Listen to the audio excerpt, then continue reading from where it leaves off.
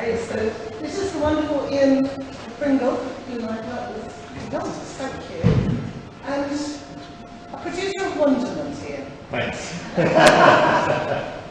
And all sorts. So we've worked together in all sorts of contexts, but I've never seen the chamber and the sorts of work that you're doing here. So we can sort of Okay.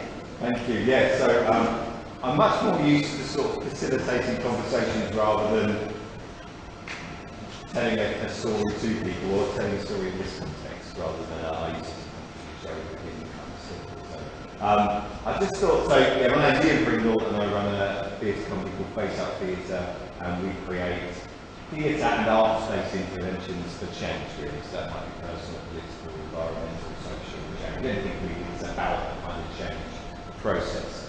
And so I'm going to tell you about this one project that we've been running or playing with and using and running in different places, and it's been evolving, which we called The Chamber. So it's a project that really is about engaging people in political discourse of some point, some way or another, and focuses on working with people that are historically disengaged from that, who perhaps aren't engaging in political discourse of any sort whatsoever, maybe not even voting. So that's sort of where we started. So I'll tell you more about the project and the details of that in a moment. I just thought I'd say a little bit about kind of me and how that sort of dawned on me as something I wanted to do. So I spend most of my life not being particularly politically engaged at all. I was trying to think back, and I remember the first time I ever had any kind of conversation about politics at all was with my dad. And I must have been about 8 or 9. And some of you might have had similar conversations with your dads or your mums or something, but I must have known enough about general elections to know that my dad had been to vote, or someone had told me my dad had been to vote. And he came back home, and I said, who did you vote for, Dad?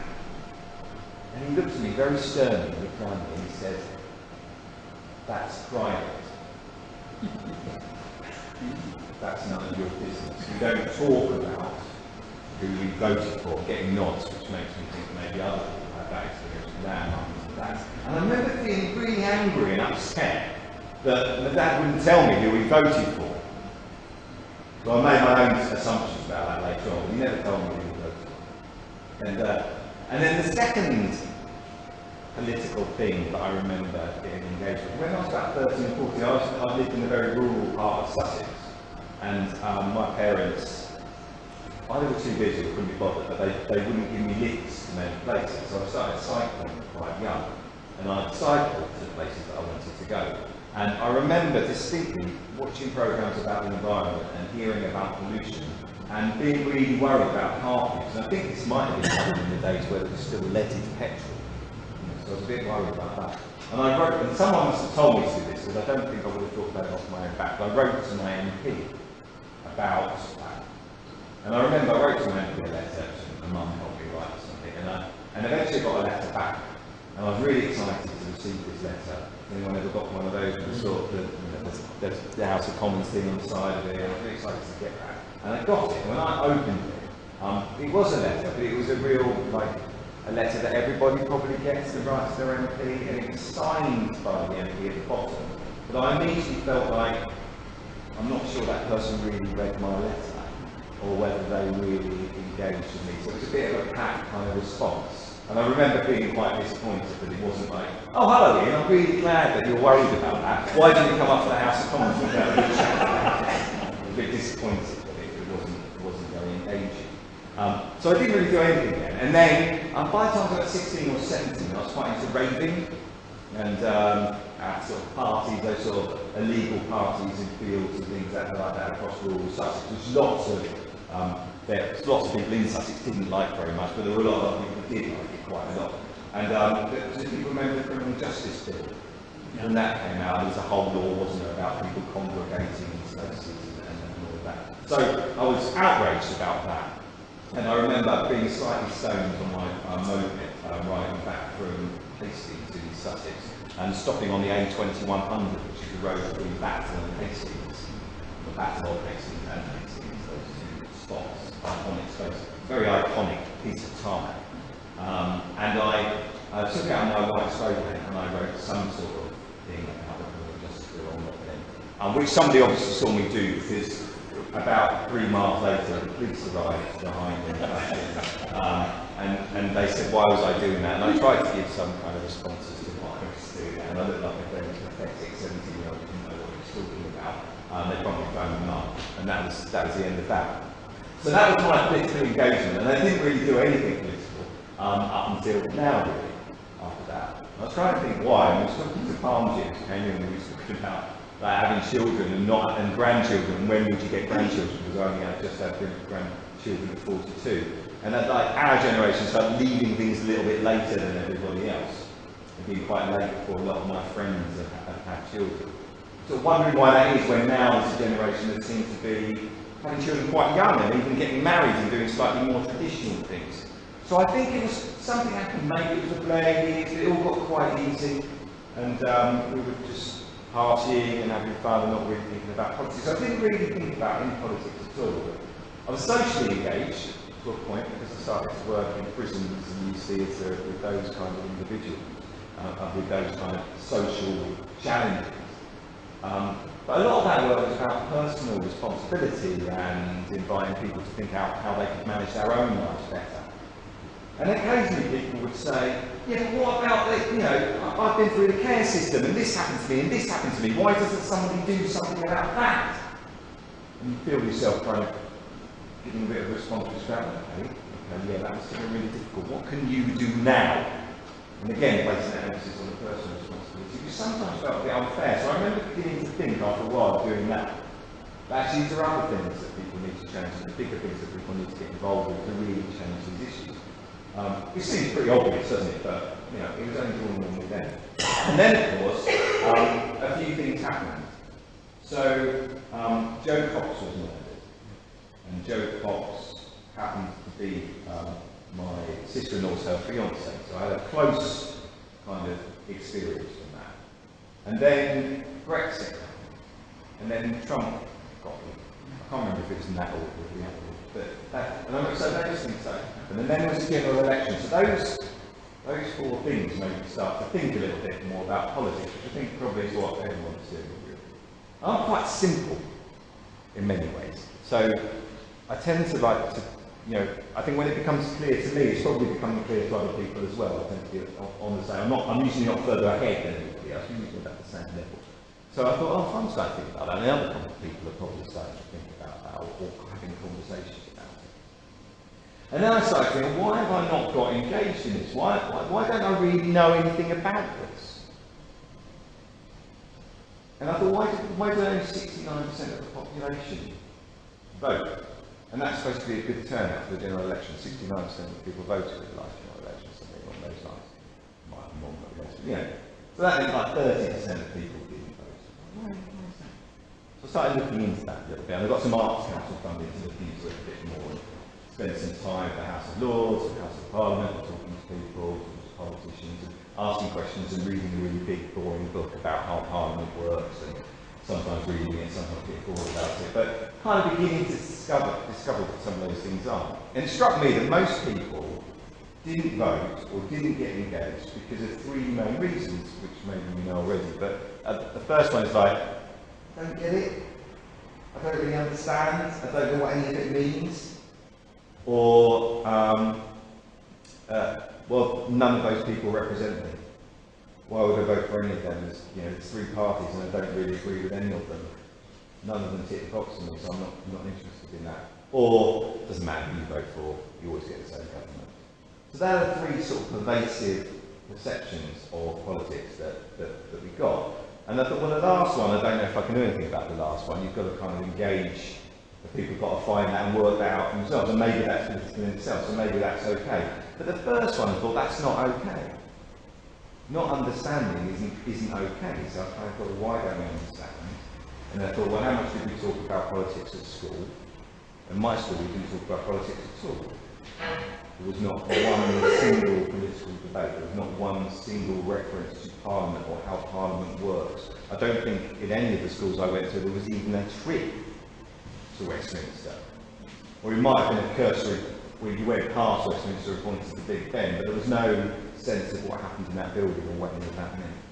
So, and one of the biggest things I discovered was that Parliament is a process, not a place, which surprised me, because I kind of just thought Parliament was the name of the building. And then to go, well, actually Parliament's about conversing and those things.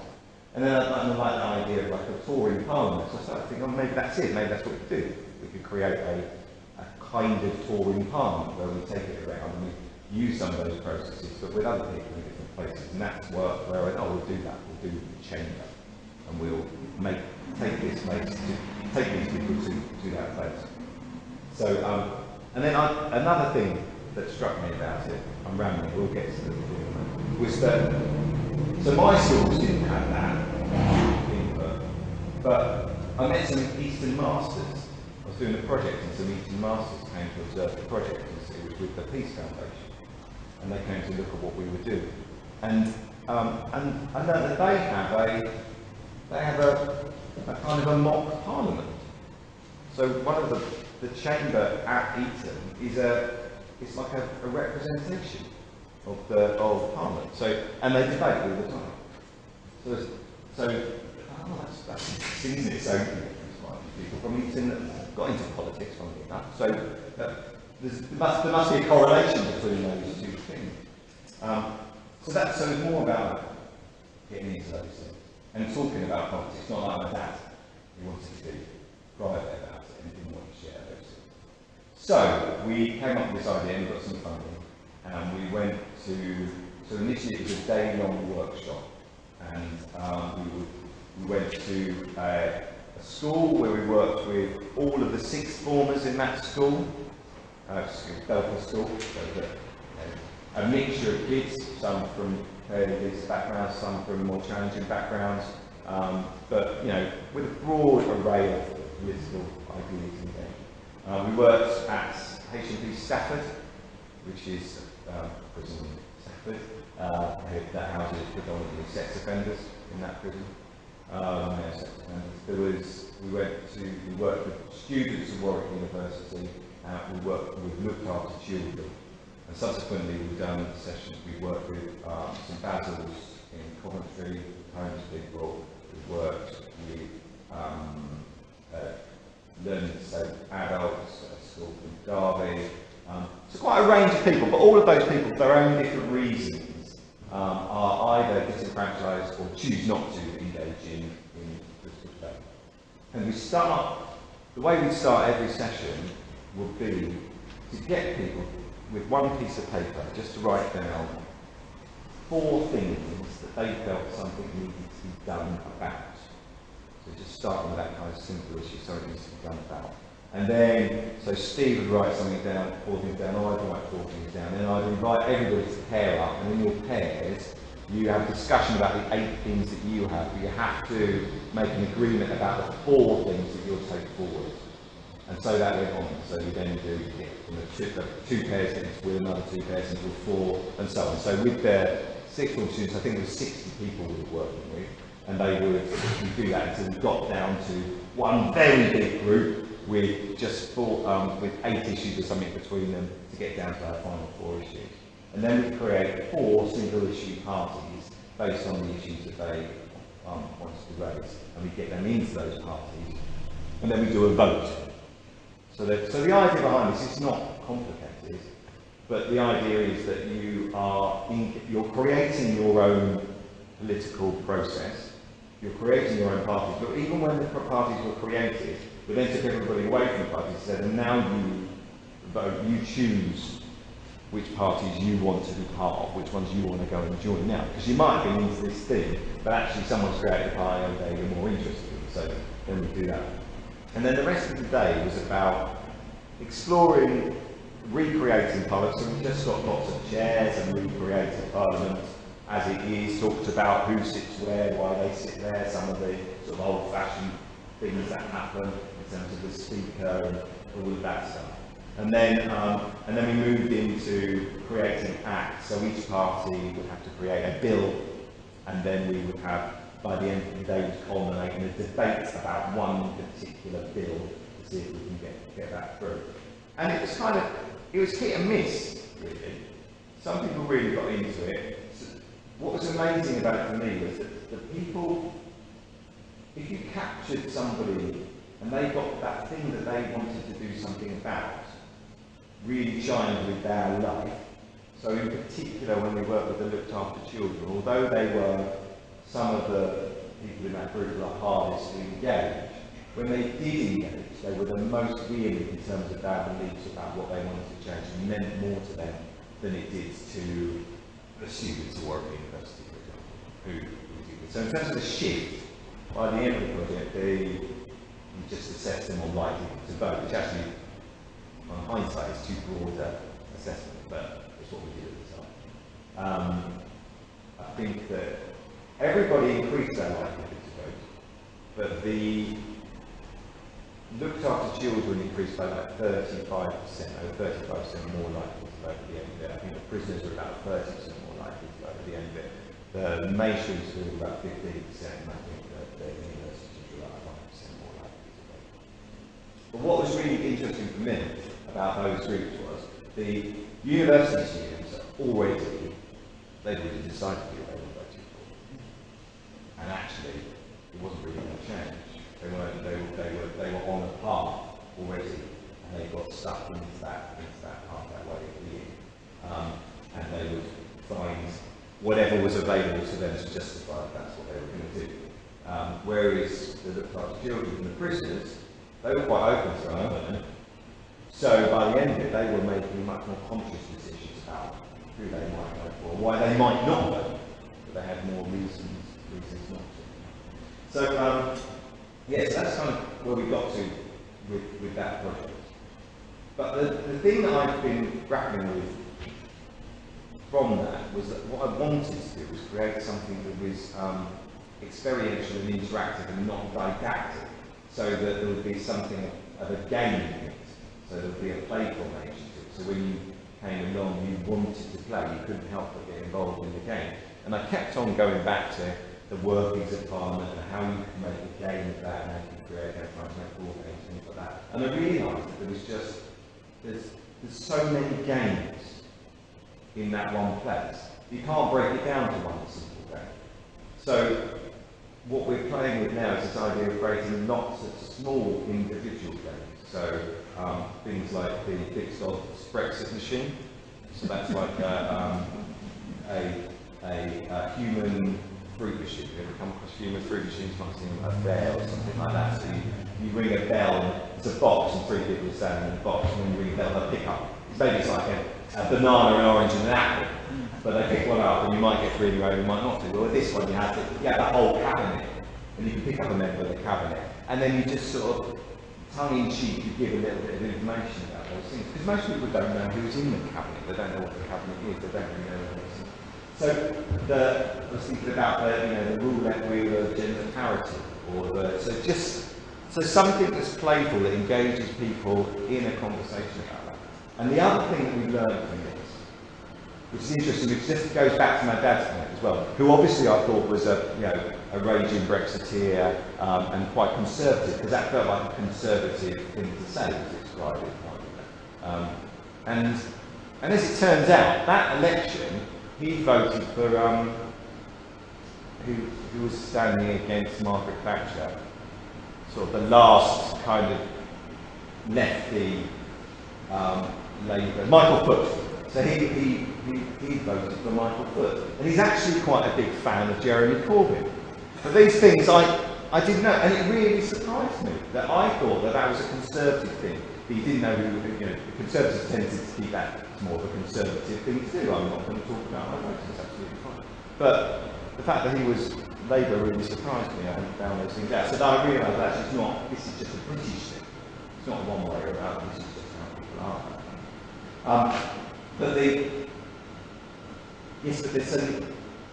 One of the biggest struggles that we had with this was as soon as if you want to engage, what I've learned is, if you want to engage a disengaged community in politics, as soon as you say that the project that you're doing had anything to do with politics, they disengage.